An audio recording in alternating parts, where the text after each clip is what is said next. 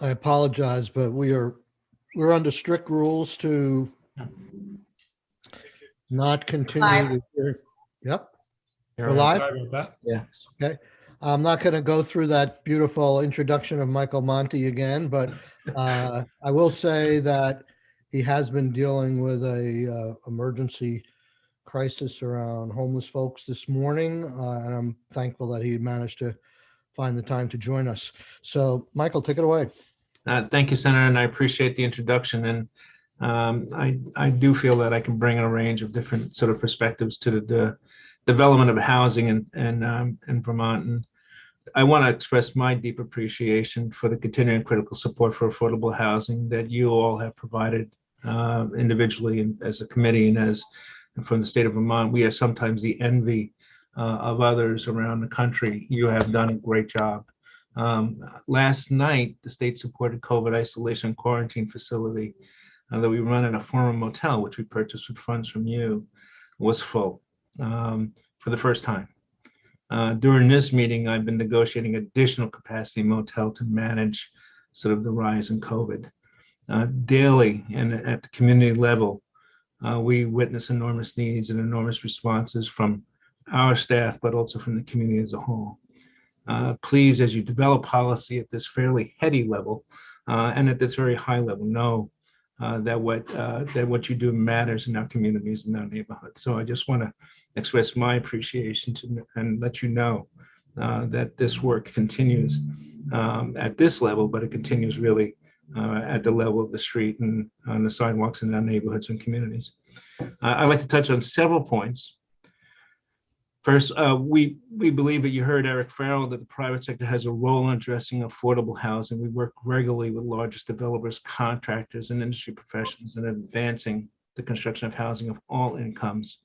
We initiated, and I think all the senators from Chittenden County signed on to the Building Homes Together campaign in Chittenden County. Hundreds of privates and public officials have signed on to this campaign. Thank you.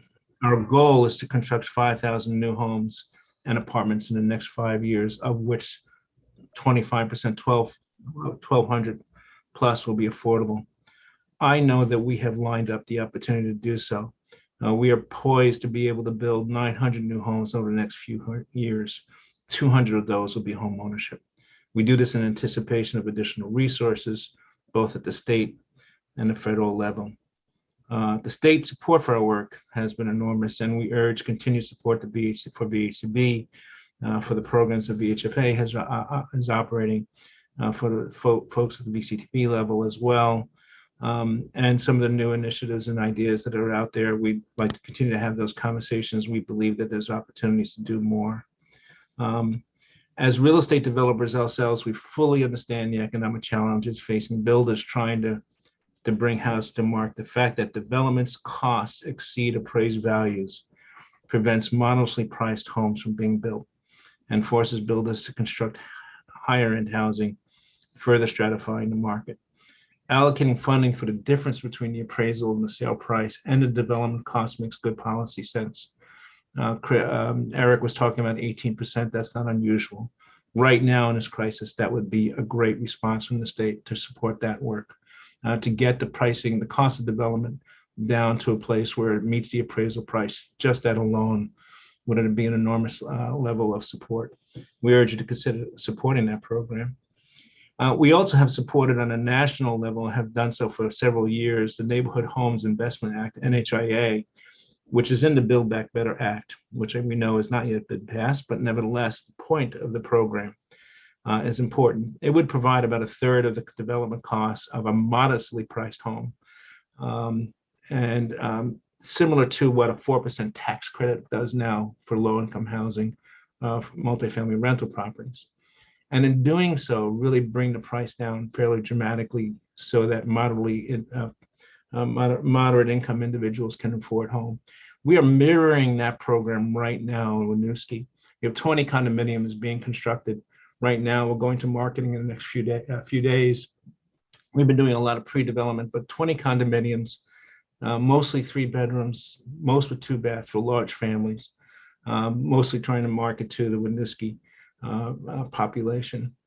That program, the New Market Tax Credit Program, will provide us with a third of the cost of the development of that housing, and with support from VHFA and VHCB through state tax credits and through the VHCB program, we're going to be able to price 3-bedroom, 2-bath homes with 1,300 square feet from $150,000 to $165,000, which is an enormous value. When you really look at that, you actually are able to provide home ownership to people at lower than the market rents currently in Chittenden County. But we must stress the importance overall of permanent affordability as a policy in all in our programs, but including home ownership. I think the committee has gotten a piece. How does the shared equity home ownership program deliver it? Hopefully you get a chance to look at that. We've spent some time thinking through the various issues that people have talked about when they talk about shared equity and how it works. We have been really a leader in the shared equity program now for a few decades. The real innovation of the program is that in exchange for the public support, our buyers agree to preserve affordability forever by sharing a portion of the home's appreciation at resale. Think of it as paying it forward. Think of it as preserving the public's investment. Imagine if all the tax credit projects that we built over the last 30 years suddenly came up and were no longer affordable after 10 or 15 years. It would be an enormous devastation to the rental market that we have. By preserving home ownership in this way, the way we do it, we provide affordability, stability, legacy, and in fact, build wealth for individuals. With this program, right now we have 636 homes have been made affordable now. We have supported over 1,200 new homeowners. Here's some of the highlights. I want to do this as quickly as I can, knowing how much time I have. Actually, you just got a little bit more time because Nancy Owens had to leave. So take your time. Well, I hope maybe she could send me her testimony and I could do it for her, help her out with her. Well, hopefully she sent it to us. Okay, I hope so too. So let me say, shared equity homeowner helps renters become homeowners and delivers more economic security. We, with CHT providing the down payment and lowering the monthly housing costs, many more renters were able to purchase a home. As a matter of fact, owning a CHT home is less expensive than renting the same home at the current market rent in Chittenden County. The average monthly housing cost of a 2-bedroom shared equity home over the past 2 years was less than $1,200. The fair market rent for a 2-bedroom home is over $1,600. And their housing costs are more stable with fixed mortgage payments and the ability to pay down mortgages and build equity and wealth. Our moderate income owners can become homeowners and accumulate wealth with little upfront investment. From 2016 to 2020, about 150 shared equity homeowners sold their home and went on to become homeowners in the private market with an average proceeds sales of almost $40,000. So they're able to take that and then go ahead and get into the private market. It offers mobility. The program acts as a type of stepping stone to traditional home ownership. About 70% of our shared equity owners buy on the open market when they sell. Others sometimes fail, go back to renters. Others are doing other things, but for the most part, many are becoming regular homeowners in the private market because they can afford it. It creates a legacy for their children, creates a legacy for the family. You know, when you become a shared equity homeowner, we don't check your income every year. If you make more money, God bless you. Go on and save that money on the lower cost that we have and buy a home. That's what's really happening when people do become homeowners. They're able to sort of increase their income and be able to sort of buy something else within the market. So family members can stay. We have members who are homeowners who have been homeowners forever. Literally decades. Our average sale happens within 7 years. Typically in the home ownership market, it's 6 years. So people stay a little longer, but for the most part, they are typical homeowners. And locking the affordability, and it's really the most efficient use of public resources. It has the initial investment to build a permanent stock of affordable homes that can serve multiple generations of buyers. Let me just say this, we sold 44 homes in the past year, of which 35 homes were homes that didn't need any additional public investment. They were resales. We were only build 10 more.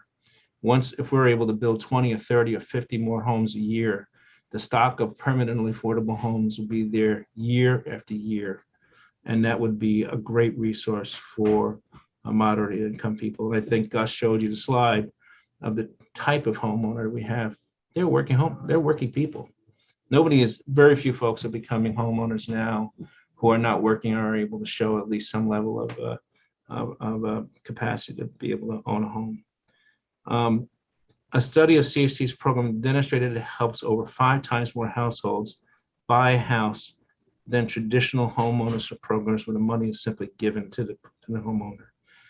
It demonstrated that 357 households attain homeownership requiring just $2.2 million worth of investment, as opposed to the $10.6 million which would be necessary.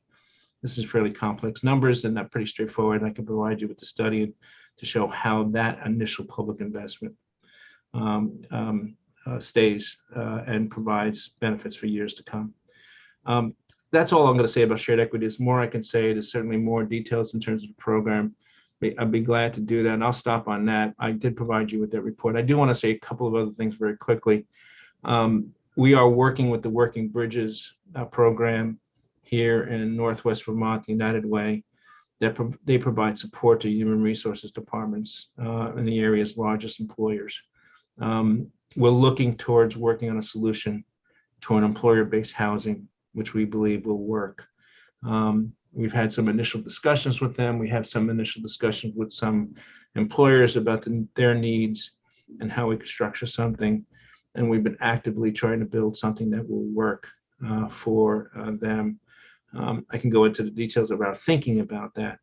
But in closing, I just want to say, once again, appreciate your support to addressing housing needs of Vermonters. CHC is a multifaceted program. We do multifamily rental. We do work in the homeless arena. We also do home ownership, and I wanted to focus on the home ownership for you today. But thank you for the time. So I just want to say briefly, I'm a big fan of shared equity housing. I still have in my garage someplace, and I'll get it to you, Michael, the original BCLT lease that I developed with Roger Cohn that in part started a lot of this stuff.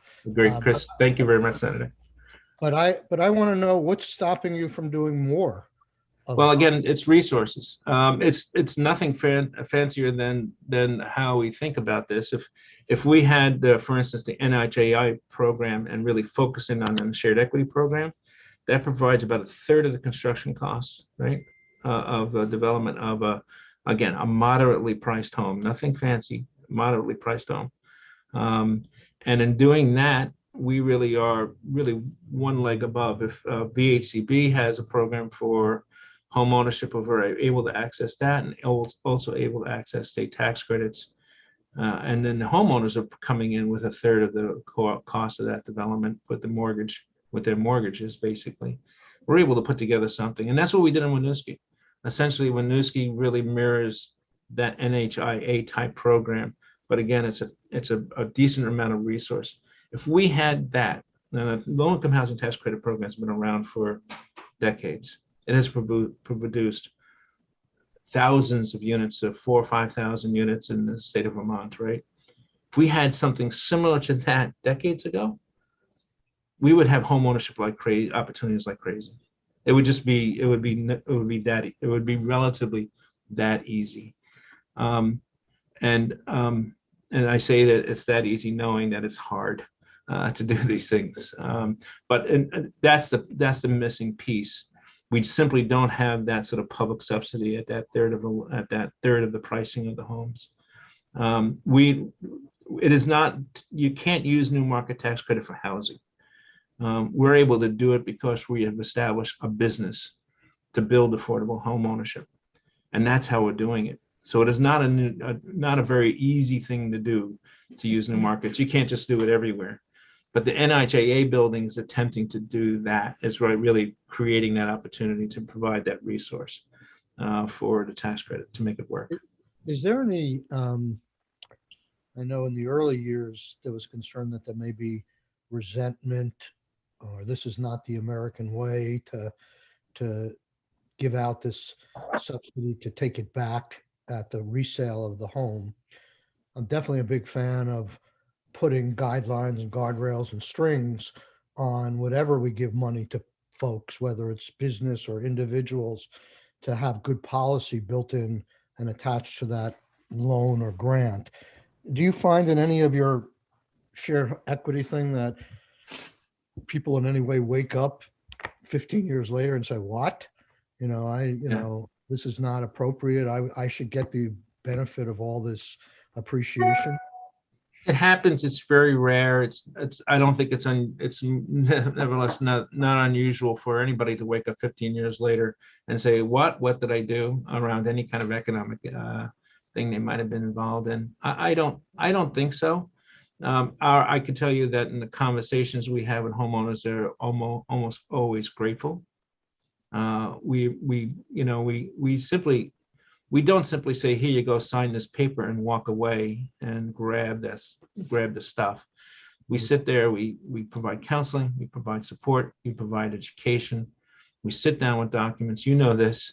They sign not only all the legal documents, but we ask them to sign a document that says, you know what you just did when you signed this. You've made sure that we're going to give you a big chunk of money. And in exchange, when you go and sell, you're going to keep a chunk of the appreciation and the mortgage payments and the improvements you made to your house. But we're going to take that 75% of it, and we're going to pay it forward to the next family who needs that home. You take that appreciation, go buy a home, take care of what you need to take care of do whatever you want to do with that money, retire into some kind of retirement home or something like that. But that's what we do, and we do it up front. People are, for the most part, grateful. And the other part of what we have is that all of those homeowners have us to call for continued support. We have, as a program, and this is true of all the homeownership centers around Vermont, once you become a client, once you become a customer, you're always a customer. And in case if you want to give us a call, you can. I think you came into one of our programs once, and so call us if you need help. But I'm just saying that's the status of anybody who's come to the program. So we will backstop homeowners. Homeowners don't lose their homes. They don't go away with broken credit. During the crash, we didn't have any of that because we were working through people and working through their stuff and making sure that we could give them the support they needed. That's simply part of the program that we have. And so that backstopping is really important. We very seldom, Senator, it's a good question. Do we get people regretting it? And I think as we talk to people, we show, in fact, that people do build wealth. So that's what. Thank you. That's great to know. Can you talk a little bit about the opportunity to convert commercial space to residential space in this environment right now? Senator Clarkson want to speak about shared equity quickly? Sorry. I'm sorry. Did you want to ask a question? I'm sorry, you're right. Senator Clarkson. No, I just wanted to ask you a question, Michael. Sorry. Shared equity, either way, you touched on something that we're exploring in different ways, which is partnering with businesses and nonprofits who desperately need housing for their workforce. Hospitals. I mean, in our area, Mount Ascutney with the former Windsor prison is a great example. That would be I think a terrific redevelopment of that site. Yeah. So I'm just curious, you touched on this just lightly, but are you working actively with any big employers or a group of employers that would be interested in being partners, investing in housing? Because I think that's an additional piece that we are going to need to engage. Yes, I think we are. I mean, I would say that we are through Working Bridges. That program represents a dozen or so employers. We have met with the HR people. We've met with a handful of the owners. We've had discussions with other owners who have said, we're prepared to provide you with some amount of money in exchange. You could provide housing at a lower cost. Now, it gets more detailed than that because we want to be careful about the employee being part of the employer system. If they're no longer a part of the employer system, so we have some stuff to work through. But we think there's some ways of doing that in fact get to at least not a long-term basis, but on a short-term basis, really supporting the employees as they need, get housed. We have employers in Chittenden County right now who have employees who are sleeping in cars. All right. So Well, the state has those. yeah, I we mean, need to do better than that, right? So we think there's some ways of us to do that on a not on a sort of a permanent basis, but a short-term basis to get people out of their cars into something that's affordable while they go ahead and they're able to find themselves in permanent affordable rental housing or homeownership. It'll require, I think, support from you all for some amount of equity, but we think we can do that with investments from employers. I'm being optimistic because that's what developers do. Eric Farrell knows that. We're pretty optimistic about the opportunities we see in front of us, but we've had good conversations about that. And Senator Sorokin, around your conversation about vacant spaces, I think some are good, some don't work. We're doing that right now. We're converting 3 dorms over in St. Mike's. We've had support for tax credits and from VACB on that in particular. That's a great opportunity. That's 64 units that we're going to start construction hopefully soon. We have bought now our 8th hotel that was done last month, and so we're working on sort of the conversion of the spaces that are either left behind or those in particular. Some spaces are better than others. There's a Memorial Auditorium in the middle of downtown Burlington. I don't know how it could be good for housing. It'd just be really a struggle to do it, but if there is something, but I do see the opportunity. Shopping centers are a little trickier. You'd have to sort of figure out a way to get to. It's really about code and windows and sort of that kind of those issues principally. Those So are the the kinds of things, size of the building has to be correct or right in order to make it work. well, those are the kinds of things that if we can provide through legislation or something to make the conversion make sense.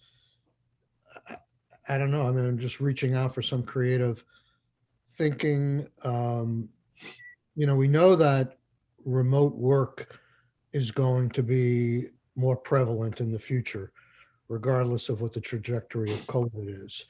And if that's the case, some office space, I mean, we're not New York, we don't have big office buildings, but we do have some buildings that have office space that I think is going to be less in demand. And, we talk about converting motels or dorms and things like that. I mean, I just think of like the Capitol Plaza in Montpelier. You have commercial space right next to a hotel room on some floors. Is there anything we can do to start seeing more of that, different kinds of thinking and different kind of use, and encourage that? Because I think obviously, well, not obviously, but in some instances, renovation as opposed to new construction can be a way to get more housing. That's why I'm such a big fan of ADUs. We saw on our tour, we went to Rutland and we saw all these big houses. That was when people used to live in large family that could be converted into rental units. But it seems like just as our population ages and people leave the workforce, people are staying in their homes. If you can make it real easy for them to put an accessory dwelling unit, they say, why don't I get some more income? Yeah. And it's going to be cheaper to develop a unit there than to build new construction. I think one of the federal sources right now can actually support the construction of ADUs. I'm not exactly sure of that. I think it's the rental assistance program can do more with ADUs, and we haven't really looked at that or tapped that out quite yet to sort of see how that would really work. Our efforts have been focused on the motels because it's there's a bathroom in every room, and there's usually there's a door in every room, and there's heating and electrical in every room, and it's really much more straightforward. And the configuration allows for life safety issues to be installed or used fairly straightforwardly. And some of them are built really to a standard that is very high, and the opportunity conversion is there. So our cost of development is really a third less than a new construction. Yeah, and I'm not really necessarily talking about CHT Yeah, yeah. specifically. I'm thinking of a plan for average Vermonters to do it themselves. And I was very excited a couple of years ago. They had some guy, I can't remember his name, from Montpelier, who was an expert in ADUs, and he was providing, I don't know whether it's free technical assistance, but if someone could say to me, for instance, I'm living here with two people in a 2,400 square house, and they can make it real easy for me, both technically and permit wise, and say to turn, 1/4 of my house into a separate unit. I think a lot of people might consider that. Yeah. I think it's a good idea. Okay. All right. So thank you so much, Michael. I hope you'll be available to us as a resource as Always. go forward. Our Thank you. last, thank you. Thank Our you. last witness is, thank you, Michael Redmond. Is Michael with us? I'm looking, there he is. Hi, Michael. I recognize the face. Yeah, great. You Thanks, can have me with- Senator. I'll need to leave in about 5 minutes because I have to Okay. host a webinar, a Zoom session myself. Outside. This is, a little bit outside our area as a service provider, but we, I think, to emphasize the strong partnerships that work for us, that start, thanking you and your colleagues in the legislature for its work to make Vermont unsurpassed and focus on these efforts. The agencies, VHCB, VHSA, VHFA, Commerce and Community Development. I mean, again, high quality, focused work, really smart. Our work in partnership also with our local housing developer, Twin Pines Housing, is one that I think works extremely well. And I know there are other similar organizations on the state which partner of service providers that focus on homelessness and those unhoused with those are housing development. And so we can comment on some of the things that we've seen that have worked in that arena. Perhaps they touch on your concerns today, but certainly they are on the support side of that work. Things that we've had success with and motel conversions that have been mentioned. We're hopeful to continue that type of work down in the Upper Valley region. Manufactured homes, really underutilized resource. We've partnered with Whistle Stop site in Bradford with Downstreet Housing, with permanent project-based vouchers, and allowed 3 of our families to move from status of emergency shelter into now their own rental units, with the Haven providing services that was mentioned earlier by someone who provided testimony that sometimes that isn't in place. The partnership that we have with Twin Pines is that we have multiple MOUs with them where we can provide services. It is sometimes a challenge on the funding side, so we would encourage the extended use of voucher support that also provides service support. The Medicaid state plan now is up for renewal with the feds, and there are increased opportunities for supportive housing in that. And we would encourage you and joining your colleagues as that comes before the appropriate committees to focus on that. Family supportive housing expansion has been tremendous. We should continue that, as well as to focus on individual housing, supportive housing, so that that is a eligible activity under the Medicaid state plan. Location is really important. We've heard that, a focus on downtown areas, and we agree with that. Access to services and transportation due to the rural nature of our state, the degree that we have opportunities that for housing that focus on those areas where, particularly for people who have been chronically homeless, to continue that support and services that are going to help them become productive members of the community. I've heard mention yourself, Senator, on ADUs and infill, and also answering a question that Senator Clarkson mentioned of how many units are there? Well, the regional planning associations are great resources for that kind of focus and setting those numbers. And here in the Upper Valley, which includes both the New Hampshire side and the Vermont side, 4,000 to 5,000 units of housing of all forms are needed, with larger numbers at the lower levels. Their report, Keys to the Valley, is we have found has been extremely helpful in, I think, for working with the towns and municipalities that maybe want to be helpful, but maybe don't know how, of focusing on the rules and regulations that they might have in place that are hindering the development of housing, and the rehabilitation that the state has taken on in some areas where there is bringing it up to code.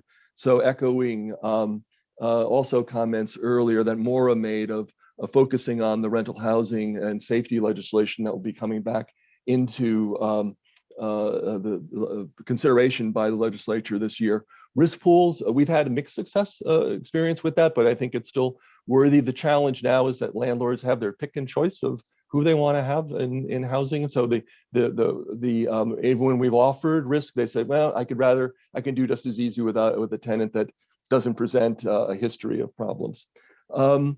The continued work on the GA emergency housing, we are concerned now as we look into this, that the state's support for that has been tremendous, but it's going to be ending. And how are we going to replace that? I think the focus on designing a really well-structured, well-funded program of, if the goal is to move that to community organization contracts, to make sure that's done right. And I think the Haven is ready to step up and take that on if we can design that with our good partners at OEO, if that comes about. Sorry for speaking so quickly, but I need to run to go to host a Zoom seminar where my predecessor, Sarah Kovalensky, will be speaking, and the 40th anniversary series of events that the Haven is holding. And this is our last one. And I don't want to keep Sarah waiting because she always has something good to say. Give her our best. Absolutely, Senator. I will certainly send your best wishes, because I only bask in everything she's created here. No, you are a great steward to her legacy too. So. Thank you. Thank Thank you so much. And okay. I'm interested in learning more about the Medicaid possibilities. Yeah, absolutely. I'll be happy to come back at another time when we have more time to talk about that. Okay, Thanks, great. Thank you. Thank you. Bye-bye. Senator Rahm, did you have a question for that witness that has now gone? Sorry. I didn't, but I was looking for an opening earlier before we end. Yes. Just to say, I think one of the programs it would be nice to hear from would be Home Share Vermont. I know that might sound like a tangent, but when I visited, especially places in Southern Vermont where they're trying to help seniors and attract new Americans and house immigrants and refugees, when I was in Bennington County, many even of our colleagues in the House had never heard of Home Share Vermont. The penetration in Southern Vermont is just really limited. And I know they opened another office, so I'm not blaming them. But I think there should be like a PSA or some way to get them resources. I think it would be a win-win for seniors and a lot of people looking for homes and the ability to really maintain some large historic houses that are otherwise kind of falling into disrepair. I couldn't agree more. It was basically a Chittenden County program for a while. Then they moved. I think they opened an office in central Vermont. But you're right; it's not really penetrated in other areas of the state, and it's a great opportunity. I don't know. Is Kirby Dunn still running the program? And yeah, she's great. So it's a great program, and we're only just beginning to roll it out here in Woodstock through the senior center, and it's. I agree with you, Keisha. It's it again hits a lot of birds with one stone. It really meets lots of our needs if we can make it work statewide more effectively. So it's been a long morning. It's 11:56. There's a couple of witnesses we didn't get to, and I'm sure we'll have others in terms of overview, but the future hearings will start becoming more interactive with committee members. Just wanted to get a broader view of the landscape out there, and what I've asked David to do as these ideas come in, and I've gotten a few emails already. I've given them to David, and he's going to start putting together an omnibus bill with various sections, and it'll just be something we can work off of without prejudging any ideas too quickly. But I think we have a host of people that not only did we get to meet today if we hadn't met them before, but hopefully they will continue to be available to us to come in and certainly listen into our hearings as we go forward. As I said before, I'd like to do this as a committee bill. Theoretically, committee bills have to be introduced by January 31st, but you can always bring it. Well, I don't know what the rule is if you bring it back in to committee, but we have a raft of other bills that'll be sitting in our committee that we could just do strike alls and put on this omnibus bill. But so far, I've been encouraged by people responding to the idea of an omnibus bill. And, you can see all the various ways you can go: service, home sharing, ADUs, land use planning, more money for new ideas and continued ideas, tweaking ideas. But I think the goal is clear: more housing. More housing. And the number I remember from the Vermont Futures Project is 10,000. So I that is the number. And that's why I asked Gus if we had a sort of newer number on the workforce number, because it's just so many units. And while it's fabulous that we have built as much as we have in the last 2.5, 3 years, the need is daunting, as we all know, because we all know businesses do, it's very clear. And I'm anxious to hear from all our witnesses and housing leaders. I did hear the comment that we're the envy of the rest of the country. So maybe there aren't that many other creative ideas around the nation, but the people we had before us today would probably be the ones that would know about what's going on in other states and jurisdictions that we might be able to borrow from. So looking forward to talking about that. Yeah. Okay. Thank you all, senators. Thank you all for participating. Witnesses, thank you. And members of the public, thank you for viewing. Thank you, Michael. We'll see you on the floor. And we'll be taking this up again next week sometime. Thank you.